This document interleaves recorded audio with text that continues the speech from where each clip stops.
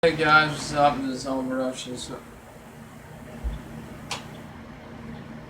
I don't know if that's gonna change anything.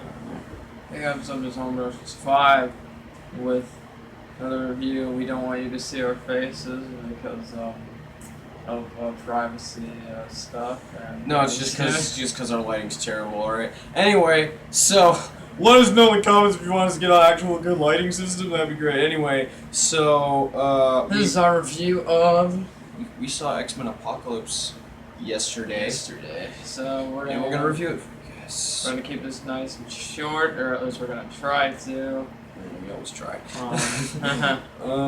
So yeah, let's get right into the review for X-Men Apocalypse. Yeah, first of all, I just want to say Rotten Tomatoes score I think was totally wrong on this one. Right, I really enjoyed this movie, and the new cast is great, and the returning cast is great as well. Michael Fassbender, James McAvoy, great, especially Michael Fassbender. He has like a very great arc in this movie, and a little disappointing ending to the arc, but other than that, like, he has a great arc in this movie. And then James McAvoy was great as Professor X as always. Yeah, so the old cast from First Class and His Future Past is back. So we have, we have James McAvoy, Mark Fassbender, Jennifer Lawrence, who's Beast again? What's the actor's name? Isn't it like Nicholas Hoult? Yeah, Nicholas Hoult. Yeah, he's good. He's back too. People don't give him enough credit for these movies. They always talk about the big three: Lawrence, McAvoy, Fassbender, but Nicholas Hoult's been in these movies too, and I just want to give him credit. He always does a good job as Beast. So, So, and then we have new cast. We got Cyclops, Jean Grey, Nightcrawler, Angel, Psylocke, and of course Apocalypse, played by Oscar Isaac. He does a pretty good job, and he doesn't look like Ivan Ooze like that one picture. Yeah, like that one picture. Yeah, that was totally the lighting's problem. I literally saw that shot in the movie, and he was blue. He was not purple. Yeah. He's not. Apocalypse looks fine, and Oscar Isaac does a great job. And it's weird to see him as a villain, when you love him so much. The Force Awakens, just Poe Dameron. He's here. He's evil. He wants to destroy the world, and he wants me to destroy and all this stuff. And and then Evan Peters, Quicksilver, back. Oh yes, Evan Peters. One of my three favorite parts of the movie is Quicksilver scene. The other two are spoilers, so I won't discuss them. But yes, there's basically, for me, I feel this movie it's kind of muddled. I feel like it's just a lot of different scenes kind of cobbled together, and some of those scenes are really cool, and some of them are all right. And I don't know, it doesn't flow as well as the other movies. I feel it's still definitely better than X-Men 3 and Wolverine Origins and stuff.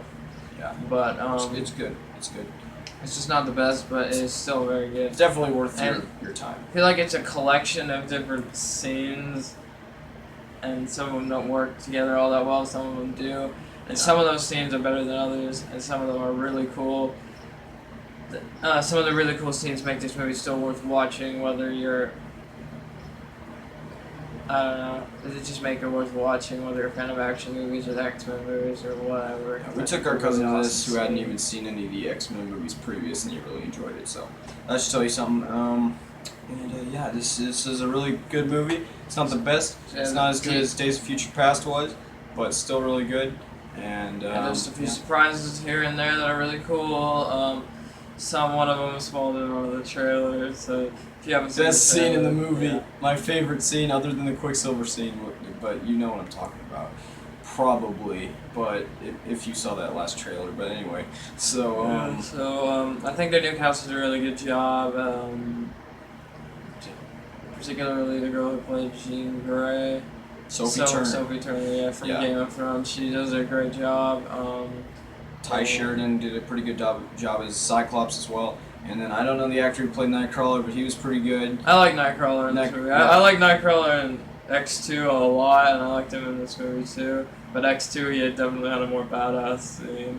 But I still like Nightcrawler. I'm still a fan of him. So I liked him in this movie. Like Yeah. he was given a little more to do than he was in X2, and obviously he's played by a different actor, but I still think he did a good job. Yeah.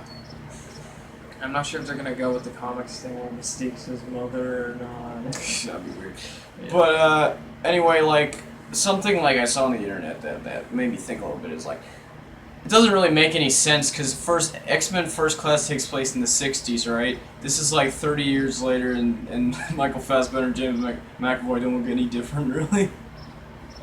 Just throwing that out there. And then 10 years after Days of Future Past, and nobody really looks different at all, and like that doesn't really make sense. But Next one's supposed to take place that's in the just 90s, that's just a nitpick. Yeah, they're probably not gonna look any different there either. Well, I don't care just because I a want nitpick. Evan Peters to come back. Yeah. I want him as Yeah, I Quicksilver. want all these guys to come back. So I mean, that's just a nitpick. But it's a movie, and so. as far as Michael Fassbender always does a great job as Magneto. He's always one of the best parts of these movies. He's always been one of the best parts of these movies, and he does a great job in this movie. Evan Peters, awesome as Quicksilver. Gets another awesome scene. Gets to play a bigger role.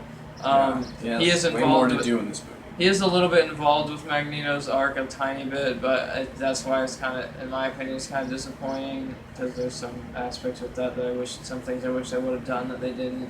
Yeah, because they almost do like it would have been more interesting if that arc with Quicksilver and Magneto had been more conclusive because it really wasn't. So and Olivia Munn as Psylocke, she didn't really give. Well, I'm not gonna say she was bad. fine. She wasn't given a lot to do. Hopefully she was just she's kind in of she was X-Force just and kind she of has there. more. I feel like. Hopefully she's in X-Force. She has more to do. She doesn't do very much. She has hardly any lines. And then Angel, same thing basically with him. He's wasted too. Yeah, but the big Storm and Magneto are the two bigger horsemen with Apocalypse. The actress who plays Storm did a great job too. Definitely better with the accent than Halle Berry was. And she did a great job. And so everyone did a great job in this movie. You're getting tired of Jennifer Lawrence. I mean, I felt like at some scenes in the movie she was totally phoning it in because she's getting paid like a crap ton probably to show up at this point. But other than that, I don't think I'm getting tired of her, I guess. But she needs to actually act like she cares. I mean, you could tell some point she did not have the Mystique makeup on as much in this movie, and you know that from interviews in the past that she doesn't like wearing it, which is understandable because all that makeup can't be very comfortable. But so yeah, I don't know. I think they could make it easier by making her covered up more often. Yeah, at the end when she was wearing the suit and then just her face, that'd be easier than doing the full body makeup, But still, I wish she wore the makeup more. Her acting kind of fell flat in some scenes, and I'm getting a little bit tired of her because of her having so much spotlight. Because honestly, she's just Mystique. Yeah, it's just. And she was supposed to be a villain, honestly. Yeah. But I don't know. She's a hero, and she's leading the X-Men in battle. I don't know. It's in the comics she switches off between hero and villain, but I don't know. But she did fine. I just felt like she's phoning it in some scenes. The scene where in the trailer she's like, "Let's go to war." I'm like, okay, really?